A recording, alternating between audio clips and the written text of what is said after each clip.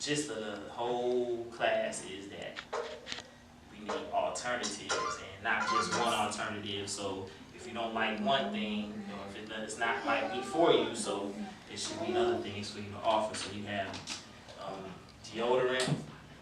The deodorant that we put on has a lot of aluminum in it. It's a good idea to get an all-natural deodorant and all-natural products. Like I said, just across the board.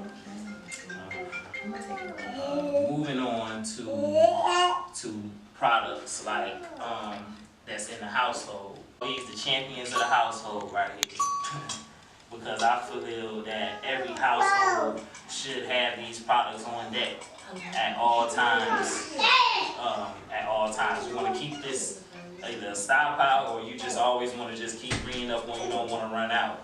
And that's baking soda, because you can make products with this, or cosmetic products, and it also helps clean. A lot of people already know it helps to clean, your bath, your toilet, also washing with it. Vinegar also as well. Vinegar is a replacement for bleach. Because of that, it's a chemical.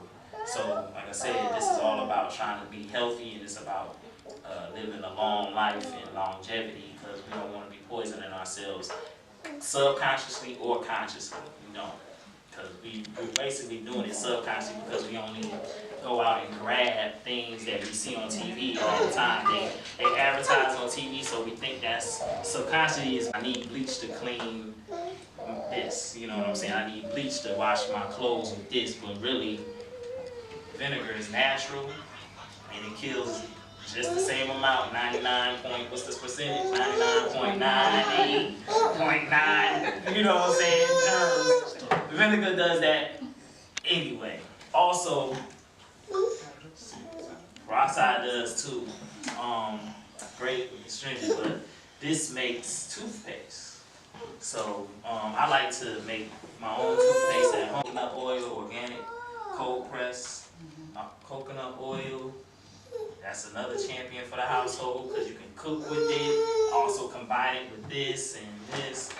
These three right here, coconut oil, baking soda, peroxide, you can whip up toothpaste. Just like that. You don't have to go to the store and buy toothpaste. So that's the key to, this is the key to why us as a people are down, right? Because we give our riches away, because we're people pay hundreds of dollars to get their teeth whitened, and peroxide and baking soda is natural. Natural, you're absolutely right. Also, good whitener is also, use Listerine. This replaces Listerine. It'll burn your mouth just like Listerine to get that clean feeling. And it's gonna burn. It's gonna burn. But it's clean. But it'll stop burning after a while. Cause I noticed that when I wash my mouth out with it now, it doesn't burn now. Because that first time, I guess it's that thing that it goes after a while. So your mouth becomes clean and you start treating yourself better. So yeah. So what was I going? You stop me. That's cool. That's fine. Where was I at though? So you just mix this up there. Got you real quick. See, so because I did this, I want to do. I'm easy it is. Also, because sharing is love, and I want all my people to prosper. I want for my brother like I want for myself. So that's what this is about. Can somebody please, can you go rinse this off so I can, I'm gonna dip it in coconut oil. I need to get some coconut oil out. This is what coconut oil cold press is like. Real fast, it, at a certain, once it get over 76 degrees. 76 degrees and up, it's gonna start to melt real into like the oil that you know. But at this state, it's like in a grease form. So I like to keep coconut oil like in this state right here.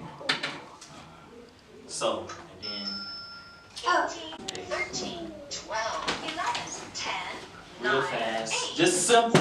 It's a simple, it's a lot of ways to make toothpaste. You can Google stuff, Google different ways, whatever you feel comfortable for you, but this is how I do it real fast.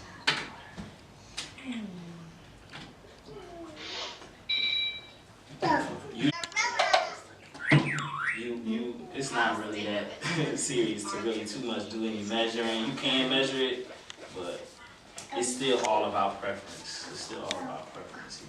So, you got baking soda. But you kind of want to keep it at about like a part, like 1 part coconut.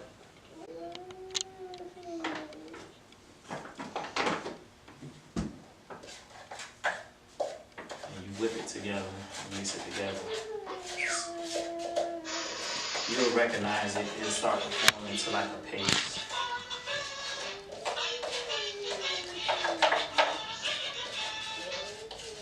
Everybody, you can Google or research about coconut pulling. It cleans your mouth as well. It's just coconut oil by itself. Baking soda and peroxide alone, you can just make a paste out of. So that's how it starts to form up into a paste like that, real easy.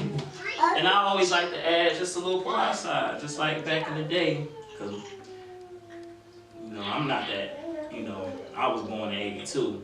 But my mom, she did pass on, I remember in the 80s, brushing my teeth. It's a new thing, the coconut oil, new thing. This one a little bit big, but y'all pretty much get the idea. That's toothpaste.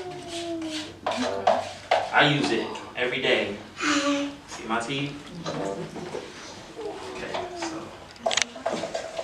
That's you. So when you make up this batch, how long would that last?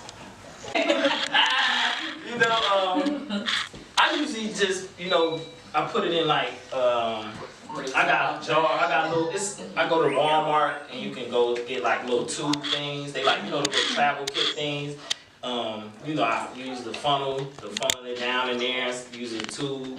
I got these little, you know, little jars to, you know, scoop it out or whatever, and I put it on my toothbrush or whatever.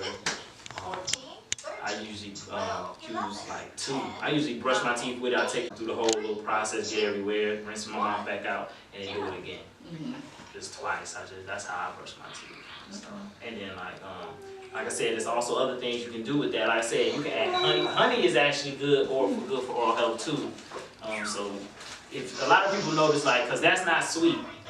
So if you notice, like, I know we're used to sweet toothpaste. A lot of toothpaste out of sweet. So I mean, just the idea, you might want to, if that's your preference, want this to taste a little sweeter, maybe honey might be, you know, good to add for that.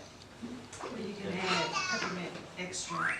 Peppermint extract to get the peppermint, you know what I'm saying, and all of that, the different essential oils to it, to get that, you know. A lot of people don't like putting essential oils, you know, in their mouth or anything, but when you brush your teeth, you're taught not to swallow it anyway, right? So you spit that out. So essential oils, yes. Also, lead, like, if you grow your own herbs and stuff, you know, probably can break that up, probably blend it up, you know, concoct it. Morning, toothpaste got fluoride in it. Everybody knows this thing going around. You do your research, got fluoride in toothpaste. Here's the solution. Make your own toothpaste. That's what I was about to get into before. They're in our pockets. This is why we aren't wealthy first of all, as started as individuals, as families, and as a nation of people. This is how we stop them from doing our pockets. You start producing things for yourself and your people around you and your family. It stops that money from having to go to the store for these products, which is going back into your pocket for other needs and other things. So see how quickly wealth begins. It's about self-sufficiency and doing for self and becoming producers and not consumers. We can do all for self. on all levels, all starting from that first day you wake, you know, when you decide that you want to do things better, be healthy for your family, that first day you wake up and make that decision, these are the waking up decision that you want to start. All the way, you know, whipped shea butter is good for us, people make that. This is just an example of a product that Butter Line makes. It's whipped shea butter for your hair, beard, and skin. You know, like I said, the deodorants, you know, that. The other products, the body soother, Sister Tawana made, I might use that too as well. Love it.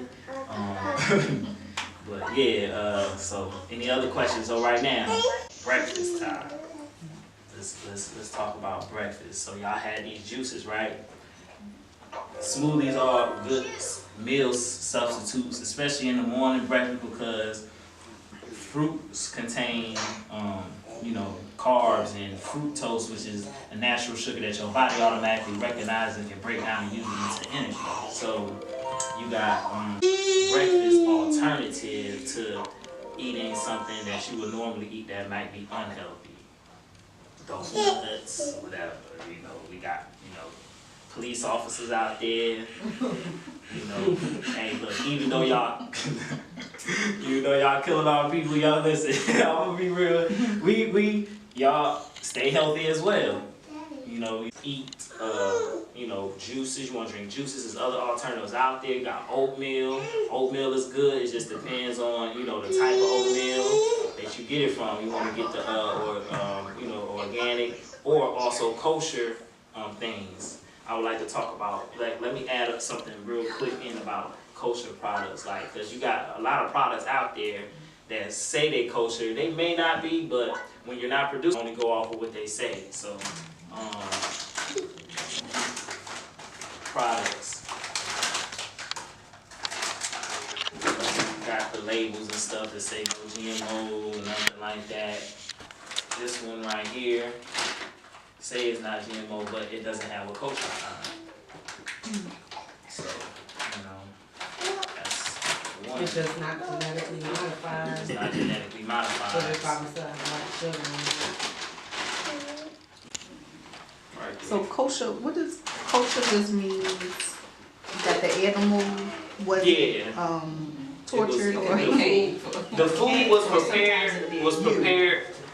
And sometimes it'll be yes. It is sometimes here's an example of you. Because baking soda is kosher. You'll see when you see this U in the circle on the product, that's kosher. That stands for kosher. This K like this, it's a K, or sometimes it'll be a K, it might stand alone, it might be in the circle, it might be in the star. I've seen them like that.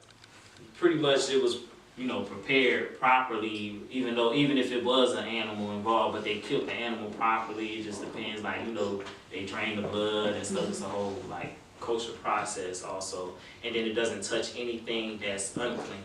So that means none of the utensils that was around the food or anything like that. Stuff that touch utensils or that might be in the same facility of when things are being prepared is like pork, shrimp, things like that, unclean things around stuff that you eat that will make stuff unkosher.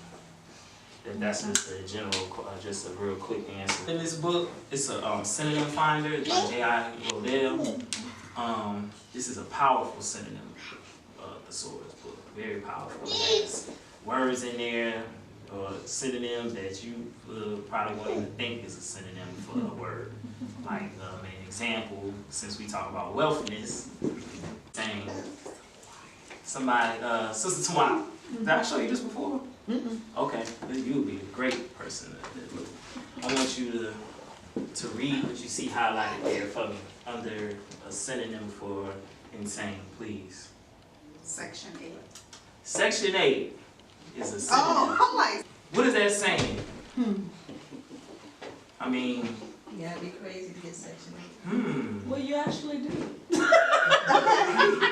Well, I mean, really, that's just how they view people who are or in section 8. Crazy. So if you're signing yourself, you sign up for Section 8, it's like you're subconsciously, because we know that you're not, you might not know they're crazy, but everybody else know they're crazy. But you got people out there like that's just regular, and we just trying to get by, and we need help, and we think that we can go to where? The system, our government for help, and they're tricking us into signing. Be careful, people. Just saying. So like, this is what this is about. We want to become self-sufficient again. We don't need those things, those programs set up. It's about trying to leave an inheritance, or trying to regain our inheritance that we just so rightfully is not real. I can say like all of us here on this planet is the earth is ours.